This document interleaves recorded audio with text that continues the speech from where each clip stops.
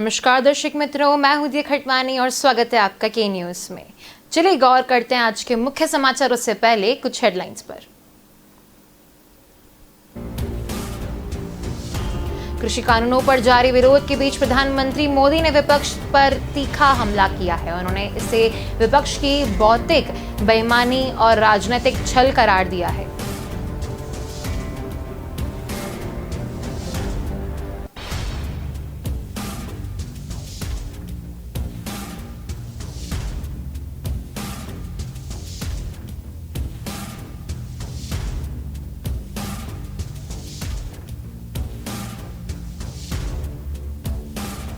श्रीगंगानगर के गड़साना में नहर के पानी के लिए सुलगी चिंगारी अब भड़क गई है। हजारों किसानों ने शनिवार देर रात डीएसपी समेत करीब 150 पुलिस के जवानों को बंधक बना लिया।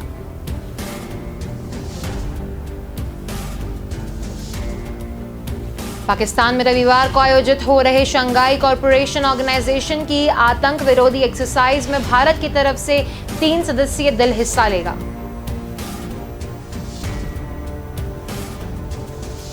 मुंबई में हाई प्रोफाइल पार्टी के सिलसिले में narcotics control bureau Shahrukh Khan के बेटे आर्यन से पूछताछ कर रही है।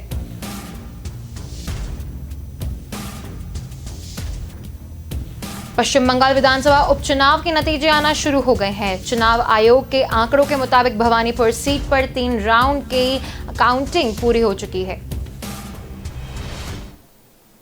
तो चलिए गौर करते हैं मुख्य समाचारों पर। कृषि कानूनों पर जारी विरोध के बीच प्रधानमंत्री मोदी ने विपक्ष पर तीखा हमला किया है।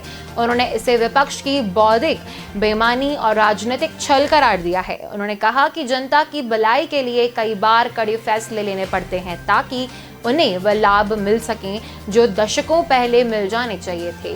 एक मैगजीन के दिए इंटरव्यू में कृषि कानूनों का बचाव करते हुए मोदी ने कहा कि एक राजनीतिक दल कोई वादा करके उसे पूरी नहीं करता है तो यह निंदा के अयोग्य है।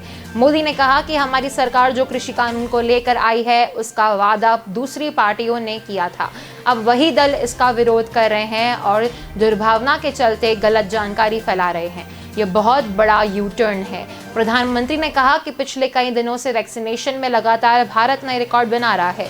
उन्होंने उसका श्रेय भारत की जनता को दिया है। मोदी ने कहा कि अब भारत आत्मनिर्भर होने के साथ साथ खुद पर भरोसा भी कर रहा है। हमारी सरकार ने सुनिश्चित किया कि वैक्सीनेशन के लिए तकनीक की सहायता ली जाए। उन्होंने आगे कहा कि हमने आलोचना का सामना किया है क्योंकि हम सकारात्मक आलोचना का सम्मान करते हैं, लेकिन सोचिए अगर हमारे देश में वैक्सीन नहीं बनती तो स्थिति कैसी होती।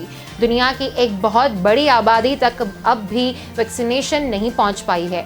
इसलिए वैक्सीनेशन में देश को मिली सफलता का श्रेय आत्मनिर्भर हुए भारत को जाता है। देश की 69% वयस्क आबादी को कम से कम वैक्सीन का 1 डोज लगाया जा चुका है, जबकि 25% आबादी दोनों डोज ले चुकी है। सरकार ने दिसंबर के आखिर तक देश की पूरी वयस्क आबादी को वैक्सीनेट करने का लक्ष्य रखा है।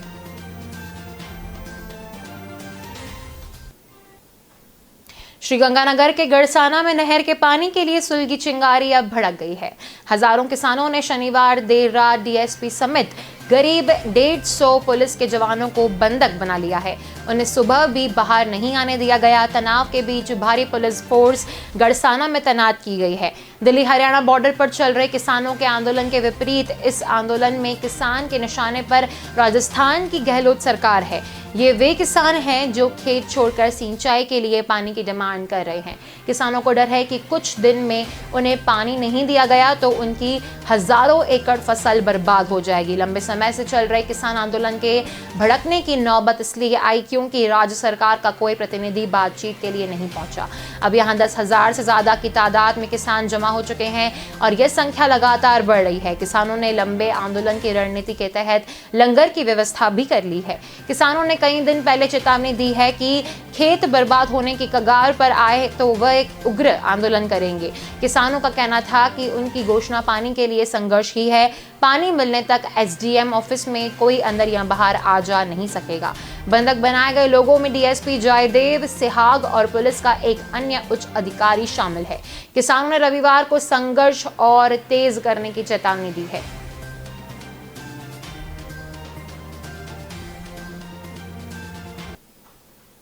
पाकिस्तान में रविवार को आयोजित हो रहे शंघाई कोऑपरेशन ऑर्गेनाइजेशन की आतंक विरोधी एक्सरसाइज में भारत की तरफ से 3 सदस्यीय दल हिस्सा लेगा। इसका फैसला पिछले दिनों प्रधानमंत्री नरेंद्र मोदी ने लिया था। इससे पहले इसको लेकर अजम्पशंस की स्थिति बनी हुई थी कि इसमें किसी को भेजा जाए या नहीं। इसको लेकर भी सवाल उठ रहे हैं, इसमें भारत किसी सदस्य दल को भेजेगा या फिर पाकिस्तान में स्थित दूतावास के अधिकारी इसमें हिस्सा लेंगे। लेकिन अब ये साफ हो गया है कि इसमें भारत की तरफ से 3 सदस्यीय दल हिस्सा लेंगे। अफगानिस्तान में तालिबान के कब्जे और सरकार के गठन के बाद पाकिस्तान में इस संगठन का ये पहला सम्मेलन आयोजित हो रहा है। सूत्रों के मुताबिक भारत इसमें सीधे तौर पर शामिल न होकर एक ऑब्जर्वर की भूमिका में शामिल होगा। एससीओ के इस एंटी टेरर एक्सरसाइज 2021 3 से 6 अक्टूबर के बीच पाकिस्तान के खैबर पख्तूनख्वा के नौशेरे में आयोजित होगा। इसमें भारत के अलावा संगठन के दूसरे सदस्य चीन, रूस, कजाकिस्तान, किर्गिस्तान, तजाकिस्तान और उज़्बेकिस्तान शामिल हो रहा है। भारत हर मंच पर आतंक का सिर मजबूती से कुचलने के लिए विभिन्न देशों को एकजुट होने का आह्वान कई बार कर चुका है। भारत की तरफ से प्रधानमंत्री नरेंद्र मोदी ने एससीओ के रीजनल एंटी टेररिज्म स्ट्रक्चर को आतंकवाद के खिलाफ मजबूती से काम करने की बात कही है। इसके अलावा उसका काम नशीले पदार्थों और मानव तस्करी को रोकना भी है। मुंबई में हाई प्रोफाइल पार्टी के सिलसिले में narcotics control bureau Shahrukh Khan के बेटे आर्यन से पूछताछ कर रही है। पार्टी कार्डियला द इम्प्रेस क्रूज पर चल रही थी। जिस वक्त एनसीबी ने छापा मारा उस वक्त पार्टी में 600 लोग शामिल थे। एनसीबी ने 3 लड़कियों समेत 13 लोगों को हिरासत में लिया है।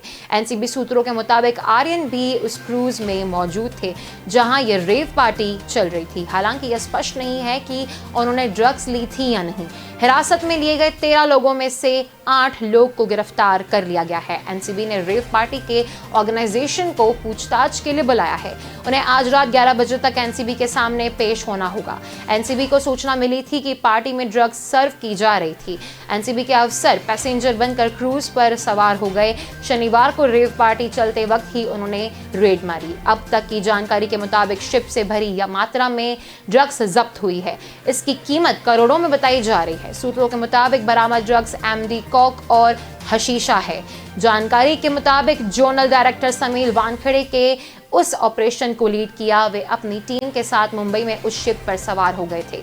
शिप बीच समुद्र में पहुंचा तो वहां ड्रग पार्टी शुरू हो गई। पार्टी में लोगों को ड्रग्स लेते देख टीम ने ऑपरेशन शुरू कर दिया। पकड़े गए सभी लोगों को रविवार को मुंबई में लाया जाएगा। पश्चिम बंगाल विधानसभा उपचुनाव के नतीजे आने शुरू हो चुके हैं। चुनाव आयोग के आंकड़ों के मुताबिक भवानीपुर सीट पर 3 राउंड की काउंटिंग पूरी हो चुकी है।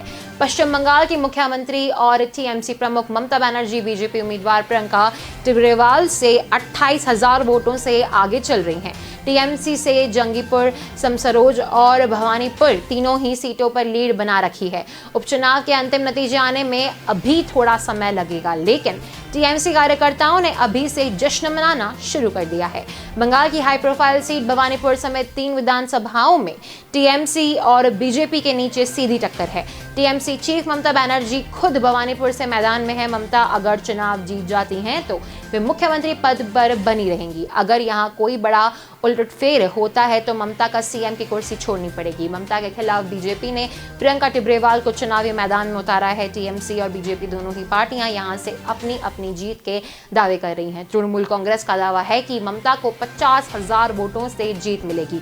उधर भाजपा भी मैदान मारने का दावा कर रही है।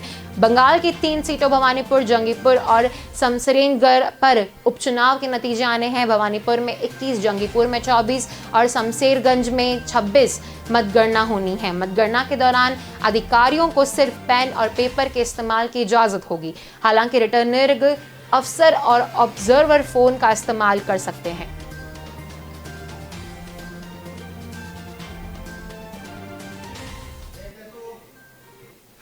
तो चलिए वक्त हो चला एक छोटे से ब्रेक का। जल्द मिलेंगे इस ब्रेक के बाद।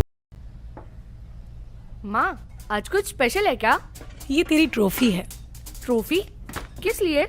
क्योंकि तू दिन भर भागता रहता है। तू सुबह उठ के स्कूल के लिए भागता है, क्लासरूम में तेरा दिमाग भागता है, बाहर तू बॉल के पीछे भागता है, स्कूल से घर के लिए, फिर ट्यूशन के लिए, फिर खेलने के लिए। तू दिन भर बस भागता ही रहता है और सिर्फ एक चैंपियन ही इतना भाग सकता है। तो ये है मेरे चैंपियन की ट्रॉफी। नया yippee पावर अप आटा नूडल्स में है व्हीट की एनर्जी में लिपटी वेजिटेबल्स की गुडनेस, जो आपके चैंपियन बच्चे को करे पावर अप दिन भर भागने के लिए। इट्स बेटर नो, नया Sunfeast yippee power up from ITC। Welcome back. चलिए गौर करते हैं आगे के समाचारों पर। पंजाब कांग्रेस प्रधान पद इस्तीफे के बाद नवजोत सिद्धू भले ही खामोश हैं, लेकिन उनका IT सेल लगातार अटैक करता है। वो चाहे नई बनी चन्नी सरकार हो या विरोधी, हर बात का जवाब वो देते हैं। यहाँ तक कि जब हर कोई सिद्धू के इस्तीफे की वजह जानने को उत्सुक था, तो यहाँ पहले ही उसका कारण बताया जा रहा है। यहाँ नई बनी चन्नी सरकार को चेतावनी देते हैं कि 75 से 25 का फ्रेंडली मैच नहीं चलने देंगे। वहीं विरोधियों पर भी हमला करते हैं। सिद्धू के समर्थन में सोशल मीडिया पर वी सपोर्ट नवजोत सिद्धू और टीम नवजोत सिद्धू के नाम से 2 अकाउंट चल रहे हैं, जो पहले भी सिद्धू के प्रधान बनने पर लगातार उनका लाइव टेलीकास्ट करते रहे हैं। यहाँ सिद्धू के नाम पर 2022 के चुनावों में समर्थन भरा मांगा जा रहा है। इस्तीफे को लेकर कहा गया है कि पंजाब के साथ पहले ही तरह धोखा हो रहा है। सिद्धू से 75 से 25 का नाम देते हैं। इसका मतलब यह रहा कि सरकार में सत्ता पर बैठी पार्टी की 75% और विपक्षी की 25% चलती है। कांग्रेस और अकाली दल को लेकर सिद्धू यहां आरोप लगाते हैं। इसके जरिए साफ जवाब दिया गया है कि बिजली समझौते, एक दर्ज माफिया, नशे का दरिया और बेअदबी कांड के मुद्दों को हल करने के लिए सिद्धू ने एजेंडा दिया था। लेकिन दिल्ली सिर्फ मुख्यमंत्री बदलकर पंजाब के सारे मुद्दे भूल रही थी, जिस वजह से उन्होंने इस्तीफा दे दिया।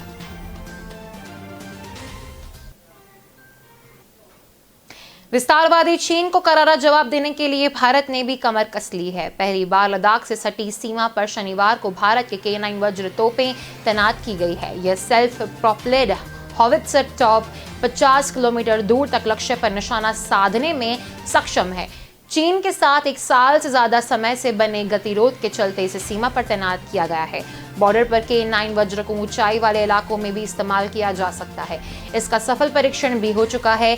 इसे आर्मी की सभी रेजिमेंट में शामिल किया जाएगा, जिससे सेना की ताकत बढ़ेगी। Army chief general Manoj Mukund Naravane का भी चीन और पाकिस्तान को लेकर शनिवार को बयान आया है। उन्होंने कहा कि हमने चीन से निपटने के लिए लद्दाख से सटे बॉर्डर इलाकों पर इंफ्रास्ट्रक्चर और डेवलपमेंट तेज कर दिया है। चीन से सटी सीमा पर संभावित खतरे को देखते हुए भारत ने सैनिकों की तैनाती बढ़ा दी है।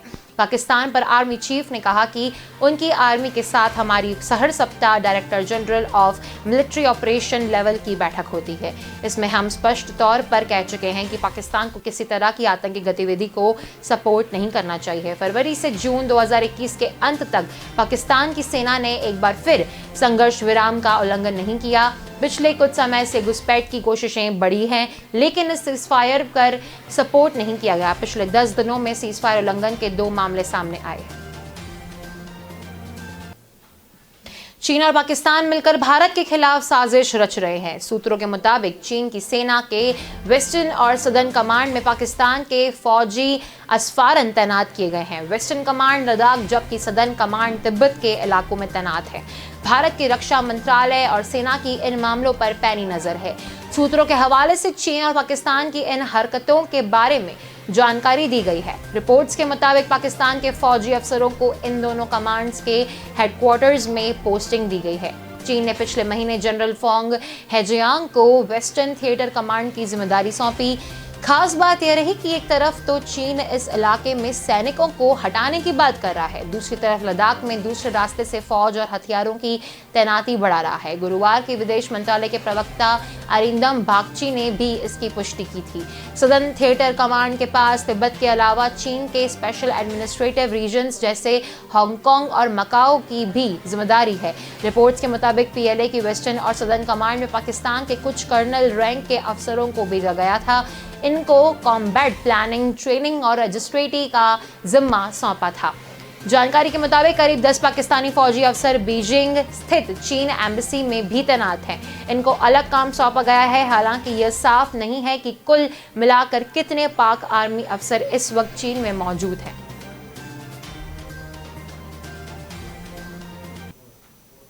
केरल में एर्नाकुलम 100% कोरोना की पहली खुराक लेने वाला पहला जिला बन गया है। उद्योग मंत्री पी राजीव ने शनिवार को घोषणा करते हुए कहा कि एर्नाकुलम अपनी लक्षित आबाद का 100% कोरोना टीकाकरण पूरा करने वाला केरल का पहला जिला बन गया है।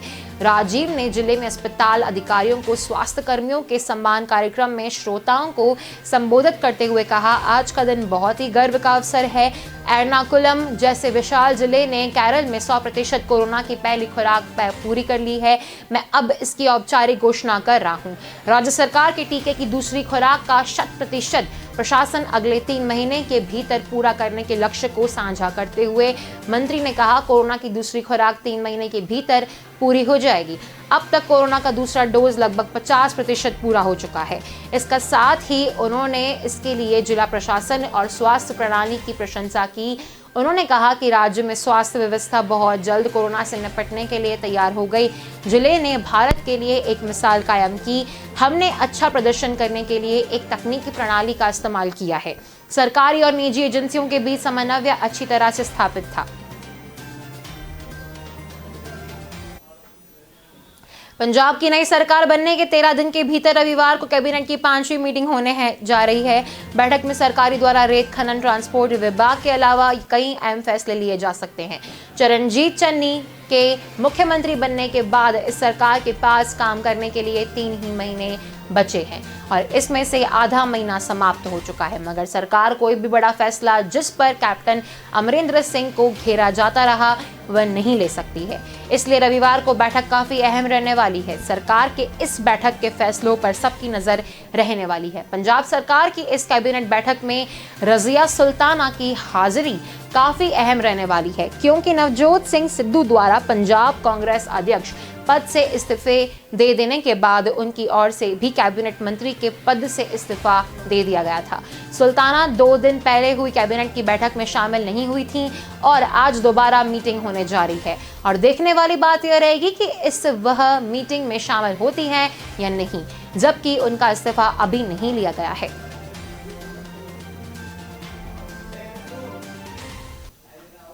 तो चलिए वक्त तो चला एक छोटे से ब्रेक का, जल्द मिलेंगे इस ब्रेक के बाद। इरादा बदल गया पार्टनर।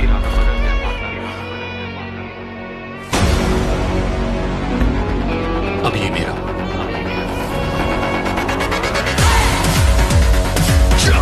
इरादे में दम,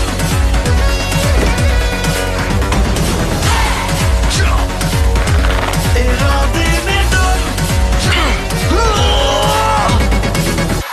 इरादे में, इरादे में इरादे स्ट्रॉन्ग होने चाहिए।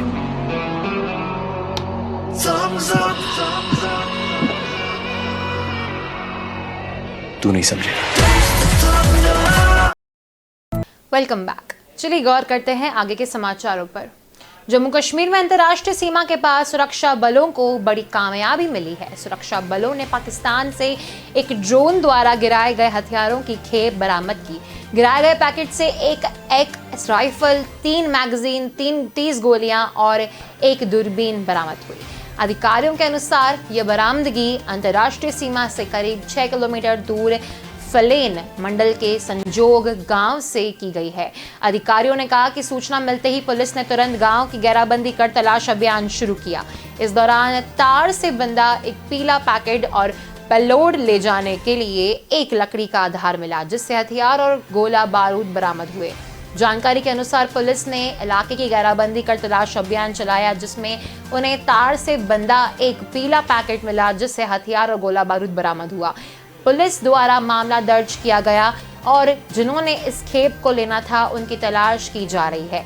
पिछले 1 साल से पाकिस्तान की तरफ से की जा रही ड्रोन गतिविधियों में काफी वृद्धि हुई है, जो कि सुरक्षा बलों के लिए बड़ी चुनौती बनता जा रहा है। सुरक्षा बलों ने पिछले 1 साल से 2 ड्रोन पकड़े हैं और बड़ी मात्रा में कई हथियार भी बरामद हुए हैं। इस साल जम्मू के भारतीय वायुसेना स्टेशन पर हुए ड्रोन हमले की वजह से सीमा पर सुरक्षा बल और बढ़ा है। कोरोना महामारी को लेकर रविवार को राहत की खबर आई है। दरअसल 199 दिनों बाद आज सबसे कम सक्रिय मरीज सामने आए हैं। स्वास्थ्य मंत्रालय के ताजा आंकड़े के मुताबिक बीते 24 घंटों के दौरान कोरोना के 22,832 नए मामले सामने आए हैं और 244 लोगों की मौत हुई है।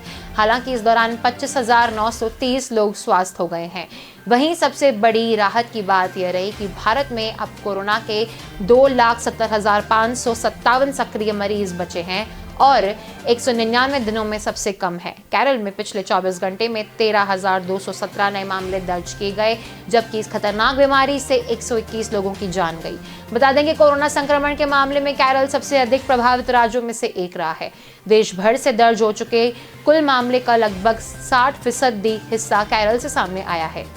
भारत में कोरोना के खिलाफ वैक्सीनेशन अभियान लगातार जारी है। स्वास्थ्य मंत्रालय के अनुसार अब तक देश में कुल वैक्सीनेशन का आंकड़ा 90,51,75,348 हो चुका है। देश में भी चीन की तरह ही बिजली संकट की आशंका है। विशेषज्ञों के केंद्रीय ऊर्जा मंत्रालय व अन्य एजेंसियों की तरफ से जारी कोयला उपलब्धता के आंकड़ों का आकलन कर यह चेतावनी दी है। मंत्रालय की माने तो देश के 135 थर्मल पावर संयंत्रों में से 72 के पास महज 3 दिन और बिजली बनाने लायक कोयला बचा हुआ है। ये संयंत्र कुल खपत का 67.35% बिजली उत्पादन करता है। इस लिहाज से देखें तो 72 संयंत्र बंद होने पर कुल खपत के 33% बिजली की कमी हो सकती है। सरकार के अनुसार कोरोना से पहले अगस्त-सितंबर 2019 में देश में रोजाना 10,660 कोरोना यूनिट बिजली की खपत थी, जो अगस्त-सितंबर 2021 में बढ़कर 12,420 करोड़ यूनिट हो चुकी है। उस दौरान थर्मल पावर संयंत्रों में कुल खपत का 61.91% बिजली उत्पादन हो रहा है। इसके चलते 2 साल में इन संयंत्रों में कोयले की खपत भी 18% बढ़ चुकी है। 2 साल में इंडोनेशिया आयातित कोयला की कीमत प्रति टन $60 से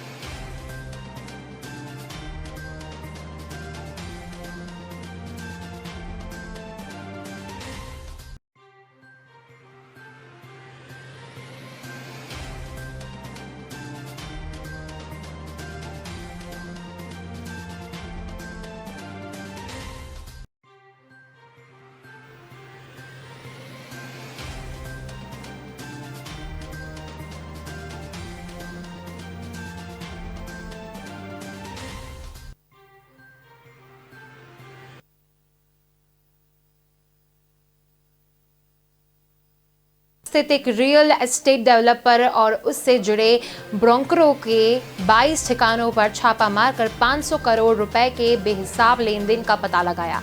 केंद्र प्रत्यक्ष कर बोर्ड ने शनिवार को यह दावा किया।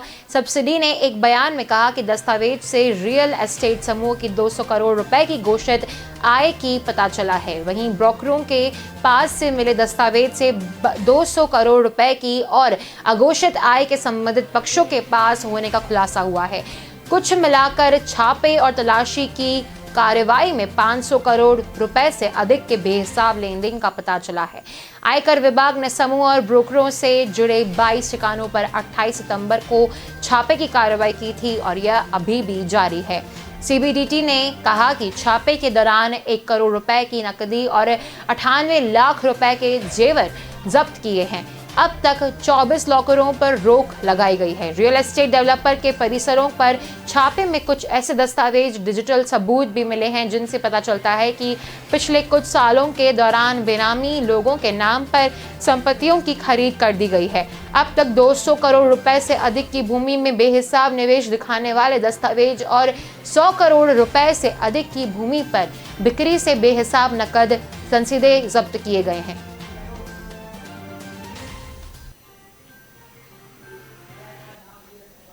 भारतीय तेल कंपनियों ने आज लगातार चौथे दिन पेट्रोल और डीजल की कीमतों में इजाफा किया है। सरकारी तेल कंपनियों ने आज दिल्ली में डीजल के दाम में 30 और पेट्रोल के दाम में 25 पैसे प्रति लीटर की बढ़ोतरी की है। इसके बाद यहां पेट्रोल 102.45 और डीजल 90.38 रुपए प्रति लीटर हो चुका है। बीते 4 दिनों में की पेट्रोल 1.10 और डीजल 1.11 रुपए महंगा हुआ है। कच्चे तेल के दाम एक बार फिर बढ़ने लगे। कच्चा तेल अभी $79 प्रति बैरल पर है। इसी महीने ये $80 प्रति बैरल पर पहुंच जाएगा।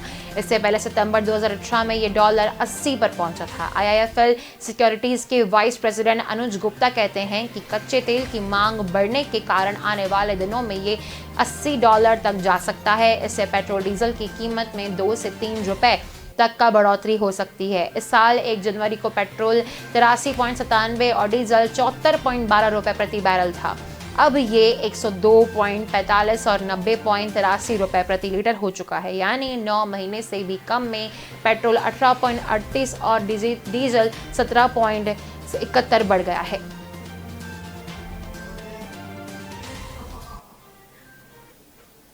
तो अभी के समाचारों में बस इतना ही। अधिक जानकारी के लिए देखते रहिए के न्यूज़। नमस्कार।